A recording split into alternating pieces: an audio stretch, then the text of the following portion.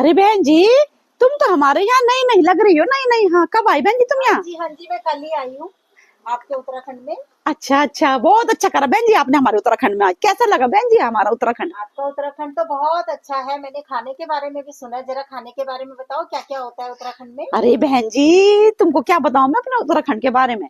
हमारे उत्तराखंड में तो बहुत बढ़िया बढ़िया चीजें बनती है खाने में। और हमारे यहाँ तो कोदा, झंगोरा, कंडाली को साग, आलू की खिचौड़ी। और सबसे बढ़िया बात तो क्या है बहन जी, हम तो दाल भात खाते हैं ना, और तभी हमारी जुगड़ी पे छपछपी पड़ती है, छपछपी। हाँ। ये छपछपी क्या होता है। अरे छपछपी क्या बताऊं मैं तुम्हें, कैसे समझाऊं छपछपी।